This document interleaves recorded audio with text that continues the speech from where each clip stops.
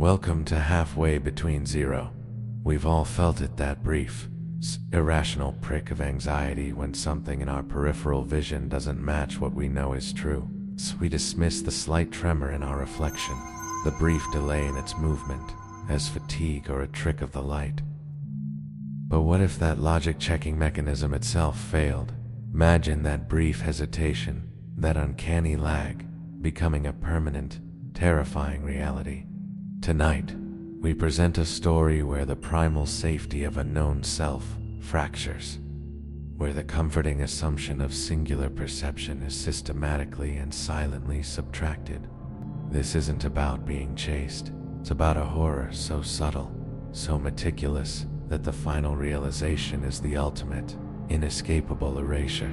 Tonight, we present the reflection that never blinks. It began on a Thursday, a day marked not by grand horror, but by a precise, maddening inconsistency.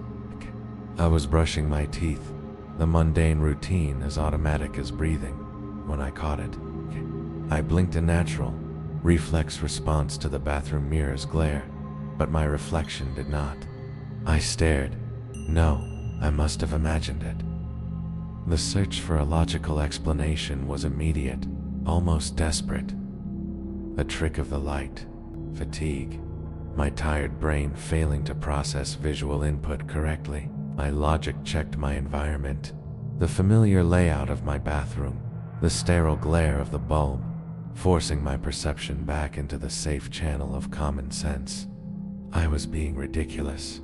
People don't blink, reflections do. I finished, the mundane logic of a busy life holding a powerful defense mechanism against the impossible, and moved on. The world continued, indifferent to my momentary aberration. It began with the small, habitual actions. I would lean in to check my hair in the rearview mirror, my eyes widening slightly, and my reflection would respond with a slight lag. Its expression, a fraction of a second behind mine, and reach for my keys, catching a glimpse of myself in a store window.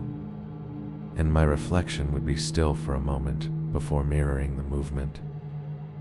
These subtle discrepancies were minor, easily dismissible in isolation, but they persisted with a horrifying regularity, creating a persistent, existential tremor in the back of my mind. The primal safety of a known self was beginning to crack. I isolated myself, the world outside too loud, too vibrant, its colors a sickening contrast to the monochromatic dread of my existence. I couldn't look at a reflective surface without feeling a deep, physical repulsion. Mirrors, windows, polished metal, smartphone screens all were potential platforms for violation. I'd walk past a display case and force my gaze downward, terrified of catching the eyes that I knew were watching me, always slightly out of sync. Paranoia bloomed, the fertile soil of silence nurturing a terrifying realization. I was being observed by a version of myself that was conceptually hollowed out, defined by void. The subtraction accelerated, moving beyond brief lags into complete visual withdrawal. Red is the color of warning, of vitality, of blood.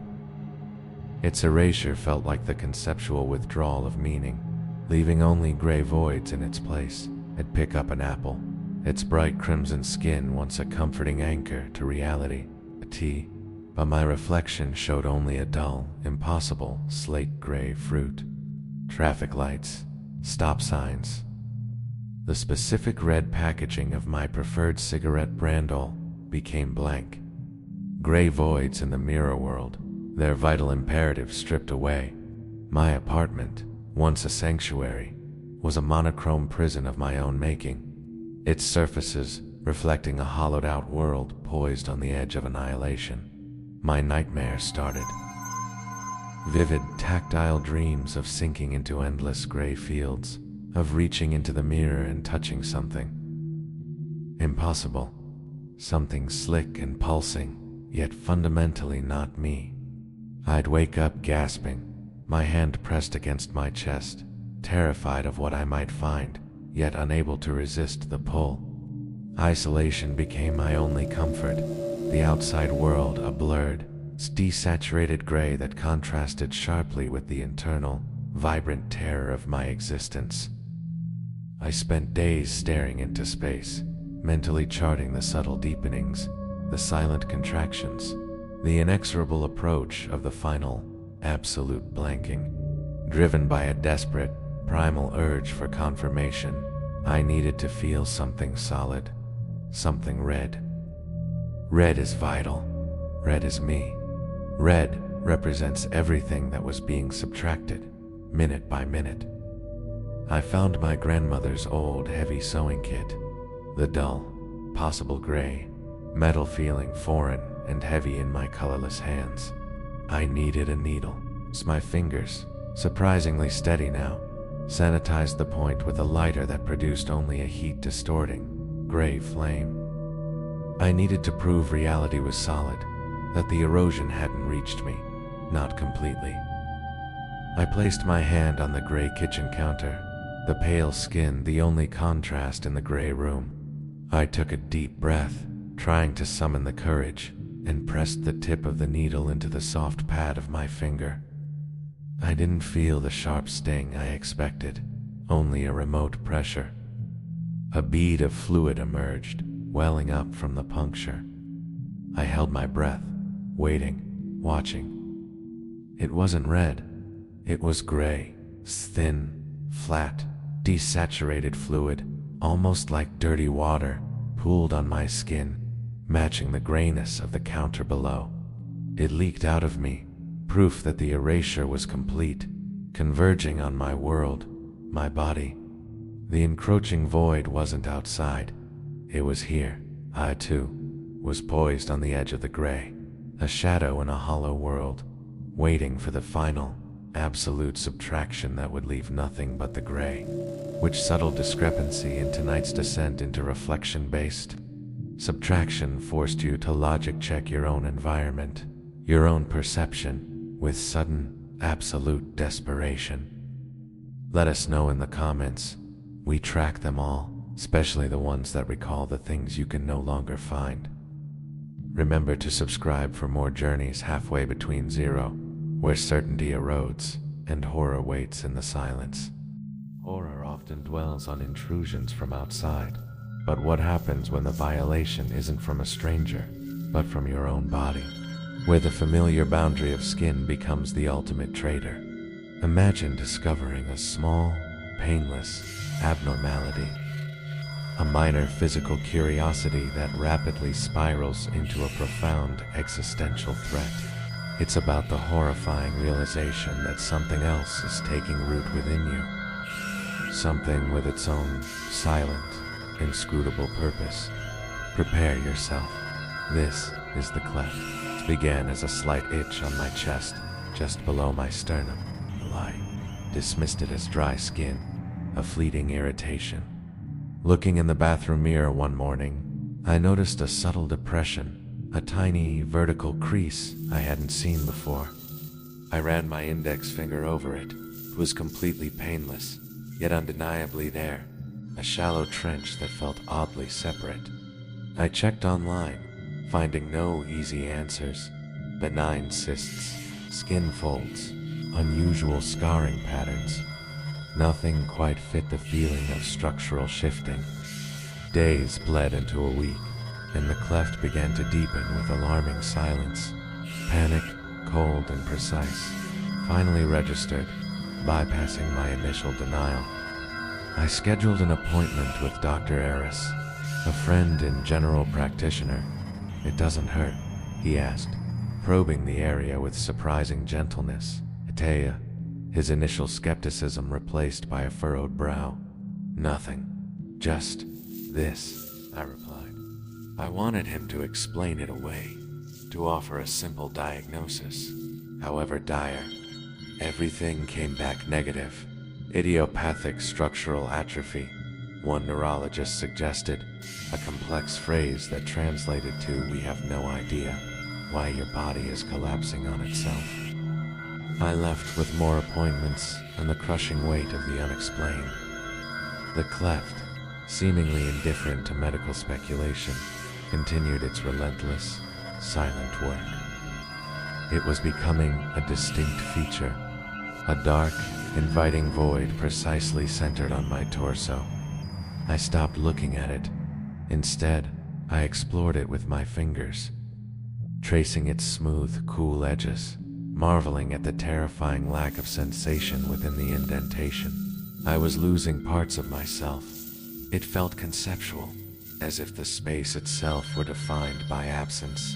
The nightmare started, something slick and pulsing, yet fundamentally not me. Paranoia bloomed in the fertile soil of the unknown. Was I a test subject for some bizarre experiment?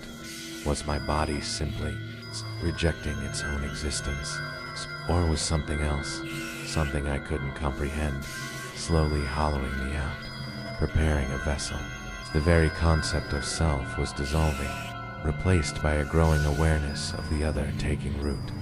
Isolation became my only comfort, the world outside a vibrant, sickening blur of color and life that contrasted sharply with my own monochromatic descent.